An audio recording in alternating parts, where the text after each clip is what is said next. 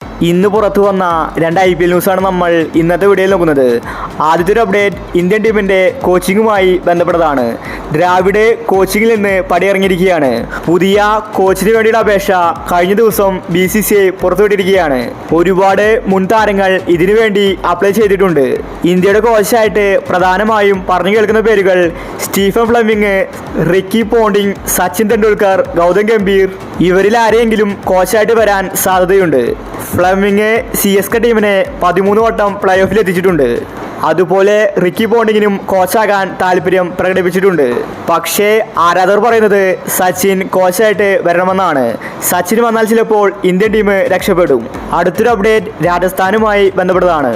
രാജസ്ഥാൻ അടുപ്പിച്ച് 4 മാച്ച് തോറ്റിരിക്കുകയാണ്. രാജസ്ഥാൻ ടീമിൽ ആരും തന്നെ ഫോം ആകുന്നില്ല. അവസാനത്തെ മത്സരങ്ങൾ നോക്കിയാൽ ഷിംറോ ഹെയ്റ്റ്മർ രാജസ്ഥാൻ ടീമിൽ കളിച്ചിട്ടില്ല. രാജസ്ഥാൻ്റെ മികച്ചൊരു ഫിനിഷറായിരുന്നു ഹെയ്റ്റ്മർ. താരത്തിന് പരിക്കായിരുന്നു. ഇപ്പോഴിതാ രാജസ്ഥാൻ ആരാധകർക്ക് സന്തോഷ വാർത്തയാണ് പുറത്തു വന്നിരിക്കുന്നത്. ഹെയ്റ്റ്മറുടെ പരിക്ക് മാറിയിരിക്കുകയാണ്. പ്ലേ ഓഫിൽ താരം ഉറപ്പായിട്ടും കളിക്കുമെന്നാണ് അറിയിച്ചിരിക്കുന്നത്. ഹെയ്റ്റ്മർ വന്നാൽ അത് രാജസ്ഥാന് ഗുണകരമാണ്. രാജസ്ഥാൻ്റെ അടുത്ത മത്സരം കൊൽക്കത്തയുമായിട്ടാണ്. അതിൽ തോറ്റാലും ജയിച്ചാലും രാജസ്ഥാന് കുഴപ്പമില്ല. Rajasthan already play ഓഫിലെത്തി.